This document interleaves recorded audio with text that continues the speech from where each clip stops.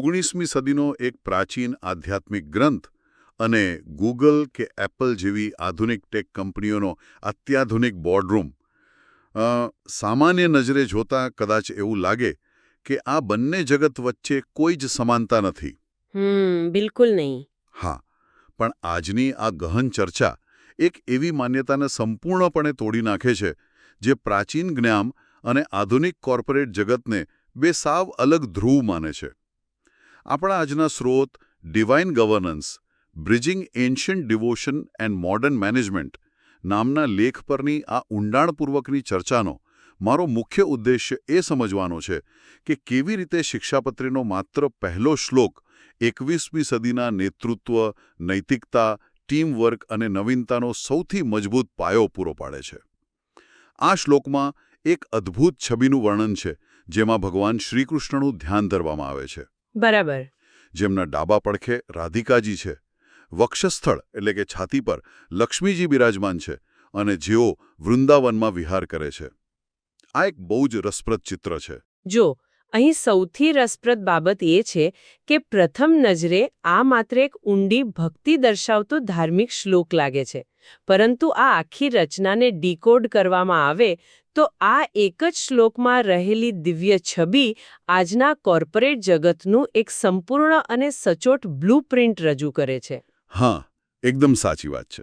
હું એવું કહેવા માંગતી હતી કે આ શ્લોક માત્ર સ્તુતિ પૂરતો સીમિત નથી.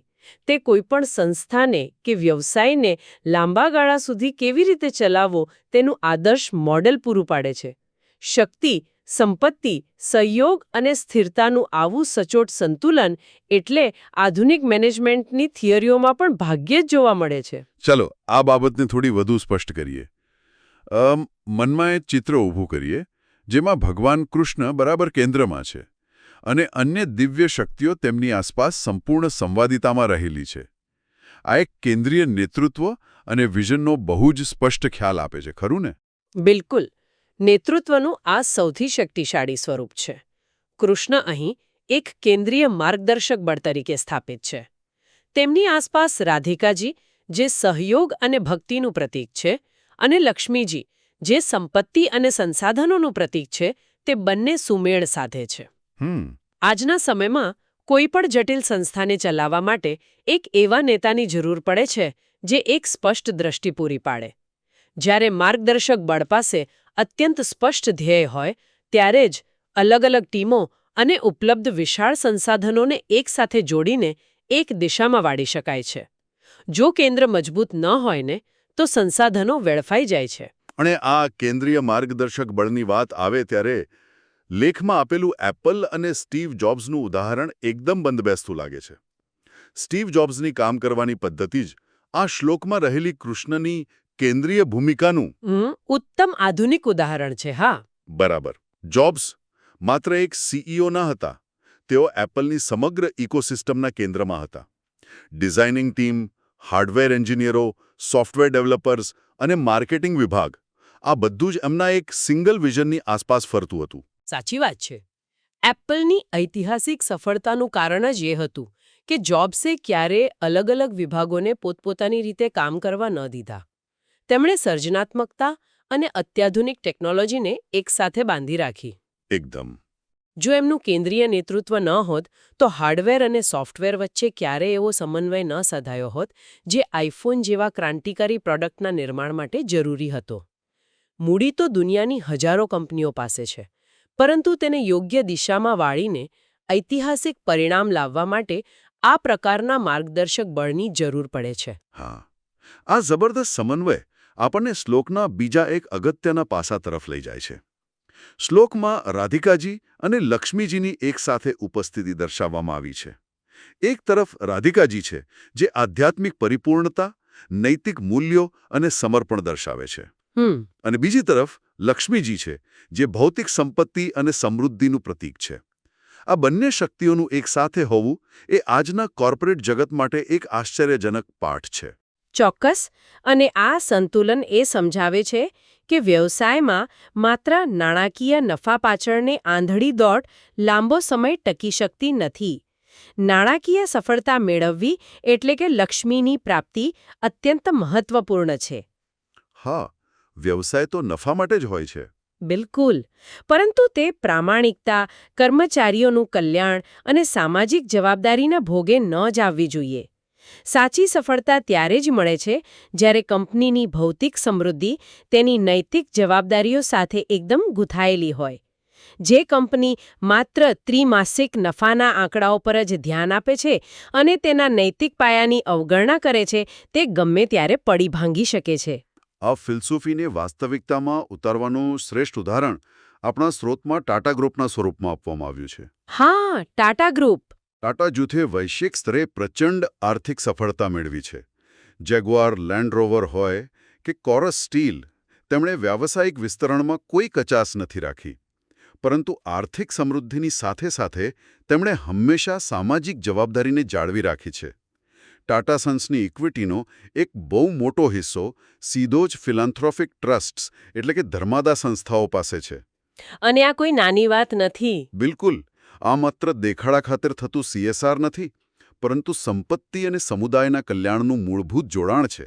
ટાટા ગ્રુપનું આ માળખું સાબિત કરે છે કે રાધિકાજીના લક્ષણો અને લક્ષ્મીજીનું સ્વરૂપ એકબીજાના વિરોધી નથી, પરંતુ પૂરક છે.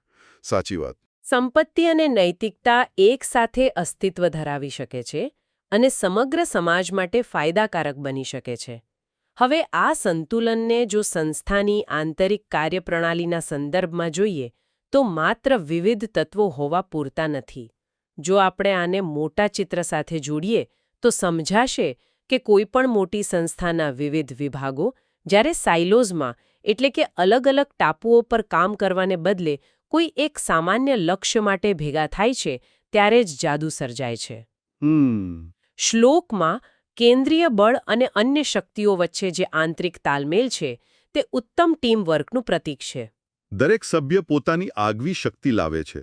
કોઈની પાસે સર્જનાત્મકતા છે, કોઈની પાસે તકનીકી કુશળતા છે, તો કોઈ સંસાધનોના સંચાલનમાં માહેર છે. જ્યારે આ બધું એક સમાન વિઝન સાથે જોડાય છે ત્યારે એવા પરિણામો મળે છે જેની કલ્પના પણ ન કરી હોય. લેખ આ માટે ગૂગલનું બહુ જ સચોટ ઉદાહરણ આપે છે. ગૂગલની સફળતા કોઈ એક વ્યક્તિ કે કોઈ એક વિભાગની સિદ્ધિ નથી. બિલકુલ નહીં. ગૂગલનું આખું વર્ક કલ્ચર આ સિદ્ધાંત પર રચાયેલું છે.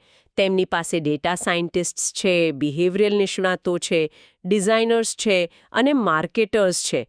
ગૂગલ મેપ્સ કે એન્ડ્રોઇડ જેવી પ્રોડક્ટ્સ ત્યારે જ શક્ય બને છે જ્યારે આ બધી જ અલગ અલગ વિચારધારા ધરાવતી ટીમો એકબીજા સાથે સતત સહયોગ કરે. બરાબર. શ્લોકમાં દર્શાવ્યા મુજબ જ્યારે કૃષ્ણ, રાધિકા અને લક્ષ્મી સુમેળમાં કાર્ય કરે છે ત્યારે તે એક દિવ્ય સંવાદતા રચે છે.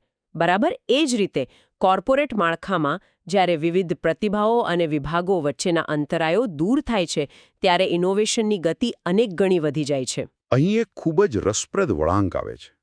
શ્લોકની એક ખૂબ જ ઝીણવટભરી વિગત પર નજર કરીએ. લક્ષ્મીજી, જે અખૂટ સંપત્તિનું પ્રતીક છે, તેમનું સ્થાન ક્યાં દર્શાવવામાં આવ્યું છે? હૃદયની પાસે. બરાબર. તેઓ ભગવાનના વક્ષસ્થળ એટલે કે છાતી પર હૃદયની બરાબર પાસે બિરાજમાન છે. આ કોઈ સામાન્ય કાવ્યાત્મક વર્ણન નથી. આની પાછળ વ્યવસાય ચલાવવાનો એક બહુ જ મોટો અને ગહન પાઠ છુપાયેલો છે. વાત એમ છે કે સંપત્તિનું સ્થાન હૃદય પાસે હોવું એ બિઝનેસ એથિક્સનો સૌથી મોટો સિદ્ધાંત છે. હૃદય એ સંવેદના, ડહાપણ અને નૈતિક હોકાયંત્રનું કેન્દ્ર છે. આનો સીધો અર્થ એ છે કે સાચી સમૃદ્ધિ હંમેશા નૈતિક સિદ્ધાંતોના પાયા પર જ ટકી શકે છે. જ્યારે મોટા નિર્ણયો લેવાના હોય ત્યારે તે નિર્ણયો માત્ર આર્થિક ફાયદાને કેન્દ્રમાં રાખીને ન લેવાવા જોઈએ. સાચી વાત છે. તેના મૂળમાં શાણપણ અને લાંબા ગાળાની માનવીય વ્યૂહરચના હોવી જોઈએ. જો સંપત્તિ હૃદયથી એટલે કે નૈતિકતાથી દૂર થઈ જાય તો તે અહંકાર અને આખરે વિનાશ તરફ દોરી જાય છે. આ વાતને સાબિત કરતું અત્યારનું સૌથી મોટું ઉદાહરણ છે યવોન ચોનાડ દ્વારા સ્થાપિત કંપની પેટાગોનિયા. હા, પેટાગોનિયાનો કેસ સ્ટડી બહુ જ રસપ્રદ છે. આખી દુનિયાની ફાસ્ટ ફેશન કંપનીઓ જ્યારે આંધળો નફો કમાઈ રહી છે ત્યારે પેટાગોનિયાનો પાયો જ પર્યાવરણીય ટકાઉપણું અને નૈતિક વ્યવસાય પદ્ધતિઓ પર રચાયેલો છે. તેમણે તો પોતાની જાત પર અર્થ ટેક્સ લગાવ્યો અને પોતાની વેબસાઇટ પર ડોન્ટ બાય ધીસ જેકેટ એવી જાહેરાતો આપીને લોકોને બિનજરૂરી ખરીદી કરતા રોક્યા. પેટાગોનિયાનું આ કદમ શરૂઆતમાં લોકોને સાવ ગાંડ પણ લાગ્યું હતું. હા, કોઈ કંપની પોતાની પ્રોડક્ટ ન ખરીદવાનું કેમ કહે? બિલકુલ. પરંતુ વાસ્તવિકતા એ છે કે તેમના આ સ્પષ્ટ નૈતિક વલણે જ તેમને ગ્રાહકોની અતૂટ વફાદારી અપાવી. યોવોન ચોનાર્ડે તો કંપનીના તમામ શેર એવા ટ્રસ્ટને આપી દીધા જે ક્લાઇમેટ ચેન્જ સામે લડવા માટે ભંડોળ પૂરું પાડે છે. પેટાગોનિયાનું આ ઉદાહરણ એ વાતની સાબિતી છે કે જ્યારે સંપત્તિનું સર્જન નૈતિકતાના મજબૂત પાયા પર થાય છે ત્યારે તે સમૃદ્ધિ માત્ર કંપનીને જ નહીં પરંતુ પર્યાવરણ અને સમાજને પણ પોષણ આપે છે. અને લક્ષ્મીજીનું હૃદય પાસે હોવું એ આ જ નૈતિક મૂડીવાદનું પ્રતીક છે. શ્લોકમાં આગળ વધતા એક એવો શબ્દ આવે છે જે ખરેખર ડીકોડ કરવા જેવો છે. ભગવાન કૃષ્ણનો વૃંદાવનમાં વિહાર. હવે વિહારનો સામાન્ય અર્થ થાય છે રમતિયાળ સ્વભાવ અથવા મુક્તપણે વિહરવું. આધ્યાત્મિક પરિપ્રેક્ષ્યમાં આ આનંદનું પ્રતીક છે. પરંતુ આશ્ચર્યની વાત એ છે કે આધુનિક કોર્પોરેટ જગતમાં આ વિહારની ભાવના એકદમ નિર્ણાયક સાબિત થાય છે. મેનેજમેન્ટની ભાષામાં આ વિહાર વાસ્તવમાં નવીનીકરણ, પ્રયોગશીલતા અને સર્જનાત્મકતાની મુક્ત ભાવનાનું જ રૂપ છે. આજના આ અત્યંત સ્પર્ધાત્મક યુગમાં જે સંસ્થાઓ જૂની રૂઢિચુસ્ત પદ્ધતિઓ અને કડક નિયમોને પકડી રાખે છે તે ખૂબ જ જલ્દી ફેંકાઈ જાય છે. બરાબર. લાંબા ગાળે ટકવા માટે સંસ્થાઓએ એવું વાતાવરણ બનાવવું પડે જે નવા વિચારોને આવકારે, જ્યાં કર્મચારીઓ કંઈક નવું અજમાવવામાં કે ભૂલ કરવામાં ડરે નહીં. આ મુક્ત, રમતિયાળ અને પ્રયોગશીલ વાતાવરણ જ ઇનોવેશનની જનેતા છે. આ યથાવત સ્થિતિને પડકારવાની અને ઇનોવેશનની વાત નીકળે ત્યારે ટેસ્લા અને એલોન મસ્કનો ઉલ્લેખ સૌથી પહેલા આવે. ટેસ્લાએ ઇલેક્ટ્રિક વાહન બજારમાં જે ભૂકંપ સર્જ્યો છે તે આ વિહારની મુક્ત સર્જનાત્મકતાનું જ પરિણામ છે. ચોક્કસ. દાયકાઓથી ઓટોમોટિવ ઉદ્યોગ અમુક ચોક્કસ નિયમોથી ચાલતો હતો. ટેસ્લાએ આ બધા જ નિયમો તોડી નાખ્યા. તેમણે કારને માત્ર એક વાહન તરીકે નહીં પરંતુ એક સોફ્ટવેર પ્લેટફોર્મ તરીકે જોઈ. Over the air software updates અને ઓટોનોમસ ડ્રાઇવિંગ પાછળની જે દૃષ્ટિ છે તે ત્યારે જ શક્ય બને જ્યારે કંપનીના ડીએનએમાં જ પ્રયોગ કરવાની સંપૂર્ણ આઝાદી હોય. ટેસ્લાનું આ મોડેલ દર્શાવે છે કે જ્યારે નેતૃત્વમાં પ્રયોગશીલતા હોય ત્યારે આખી ઇન્ડસ્ટ્રીની દિશા બદલી શકાય છે. પરંતુ આ બધી જ બાબતો નેતૃત્વ, સંતુલન, ટીમવર્ક અને નવીનતા એક ચોક્કસ માનસિક સ્થિતિ વિના અશક્ય છે. અને એ સ્થિતિનો ઉલ્લેખ શ્લોકની શરૂઆતમાં જ છે. આખો શ્લોક ભગવાન સ્વામિનારાયણ દ્વારા કરવામાં આવતા ધ્યાનની પ્રક્રિયા દર્શાવે છે. આ ધ્યાન કરવાની ક્રિયા એ સ્પષ્ટતા, એકાગ્રતા અને અત્યંત ઊંડા ચિંતનનું પ્રતીક છે. આ એક મહત્વપૂર્ણ પ્રશ્ન ઊભો કરે છે. શું આજના અત્યંત ઝડપી અને ઘોંઘાટિયા વાતાવરણમાં કામ કરતા નેતાઓ નિર્ણયો લેતા પહેલા પૂરતું ચિંતન કરે છે ખરા? આ બહુ જ અગત્યનો મુદ્દો છે. રોજના સેંકડો ઈમેલ્સ અને સતત ચાલતી મીટિંગ્સ વચ્ચે નેતાના મનમાં જો સ્પષ્ટતા નહીં હોય તો ગમે તેટલા કુશળ લોકોની ટીમ હશે તો પણ આખી કંપની ખોટી દિશામાં જઈ શકે છે. શાંત અને કેન્દ્રિત માનસિકતાથી લીધેલા નિર્ણયો જ સંસ્થાના મૂળભૂત ધ્યેય સાથે જોડાયેલા હોય છે. જ્યારે કોઈ નિર્ણય ઊંડા વિચાર અને ધ્યાનની સ્થિતિમાંથી આવે છે ત્યારે તે લાંબા ગાળાની સ્થિરતા આપે છે. આ વિચારશીલ અને કેન્દ્રિત નેતૃત્વનું કદાચ સૌથી મોટું અને સફળ ઉદાહરણ માઇક્રોસોફ્ટમાં સત્ય નડેલાના શાસનમાં જોવા મળે છે. જ્યારે તેમણે કંપનીનું સુકાન સંભાળ્યું ત્યારે માઇક્રોસોફ્ટ આંતરિક રાજકારણ અને સ્થગિતતામાંથી પસાર થઈ રહી હતી. નડેલાએ એકદમથી આક્રમક નિર્ણયો લેવાને બદલે એક ડીપ રિફ્લેક્ટિવ એટલે કે ચિંતનશીલ અભિગમ અપનાવ્યો. હા, તેમણે કલ્ચર જ બદલી નાખ્યું. બિલકુલ. તેમણે કંપનીના મૂળભૂત અસ્તિત્વ પર ધ્યાન કેન્દ્રિત કર્યું અને આખા કલ્ચરને અમને બધું જ આવડે છે વાળી માનસિકતામાંથી સતત નવું શીખવાની માનસિકતા તરફ વાળ્યું. નડેલાએ લીધેલા નિર્ણયો પાછળ એક જબરદસ્ત સહાનુભૂતિ પણ જોવા મળે છે. તેમણે ક્લાઉડ કમ્પ્યુટિંગ પર ધ્યાન કેન્દ્રિત કર્યું અને હરીફ કંપનીઓ સાથે પણ સહયોગ શરૂ કર્યો. આ શાંત, કેન્દ્રિત અને વિચારશીલ અભિગમે માઇક્રોસોફ્ટ જેવી વિશાળકાય કંપનીમાં ફરીથી પ્રાણ ફૂંકી દીધા. ચોક્કસ. તો આ બધાનો અર્થ શું છે? આ આખી ચર્ચાના મૂળમાં જઈએ તો એક વાત કાચ જેવી સ્પષ્ટ થઈ જાય છે કે શિક્ષાપત્રીનો આ પ્રથમ શ્લોક માત્ર કોઈ એક સંપ્રદાયનો ધાર્મિક લખાણ નથી. આ એક માસ્ટર ક્લાસ છે. તેમાં રહેલા પ્રતીકો સમજાવે છે કે કેવી રીતે કેન્દ્રીય વિઝન કામ કરે છે, આધ્યાત્મિકતા અને ભૌતિકતાનું સંતુલન કેવું હોવું જોઈએ અને ડહાપણથી કેવી રીતે નિર્ણયો લઈ શકાય. એની મલ્ટીનેશનલ કંપની ચલાવવી જરૂરી નથી. આ જ્ઞાનની વ્યાપકતા એટલી છે કે રોજિંદા જીવનમાં અને નાના વ્યવસાયોમાં પણ તેટલું જ અસરકારક છે. જો કોઈ ટીમનો લીડર પોતાના નાના પ્રોજેક્ટમાં પણ સ્પષ્ટ દ્રષ્ટિ રાખે, પોતાની ટીમની અલગ અલગ કુશળતાનો સમન્વય સાધે અને શોર્ટકટ લેવાને બદલે નૈતિકતાને હૃદયની પાસે રાખીને નિર્ણયો લે, તો તેને સફળ થવાથી કોઈ રોકી શકે નહીં. ધ્યાનપૂર્વક લેતેલા નિર્ણયો અને નૈતિકતાનો સાથ કોઈ પણ સ્તરે અસાધારણ પરિણામ આપી શકે છે. આ ખરેખર એવી બાબતો છે જે જોવાની આખી દ્રષ્ટિ બદલી નાખે છે. અને આજના આ ગહન વિશ્લેષણને વિરામ આપતા પહેલા એક એવો વિચાર છે જે ખરેખર મગજને કસવા મજબૂર કરી દે છે. કયો વિચાર? જરા કલ્પના કરી જુઓ, જો 19મી સદીનો આ પ્રાચીન શ્લોક આજની આધુનિક અને અત્યંત જટિલ મલ્ટીનેશનલ કંપનીઓના સચોટ સંચાલનનું સંપૂર્ણ ચિત્ર રજૂ કરી શકતો હોય, તો શું એ શક્ય છે કે ભવિષ્યમાં જ્યારે આપણે આર્ટિફિશિયલ જનરલ ઇન્ટેલિજન્સ એટલે કે એજીઆઈ જેવી અત્યાધુનિક સિસ્ટમ્સ બનાવીશું, ત્યારે તેના નીતિ નિયમો, સુરક્ષાના માપદંડો અને એથિક્સ ઘડવામાં પણ આવા જ આધ્યાત્મિક અને નૈતિક સમન્વયના સિદ્ધાંતો સૌથી મોટી ચાવી સાબિત થશે? આ બહુ જ મોટો પ્રશ્ન છે. હા, શું ભવિષ્યની મશીન ઇન્ટેલિજન્સનું માળખું પણ આ જ પ્રાચીન માનવીય ડહાપણ પર નિર્ભર હશે?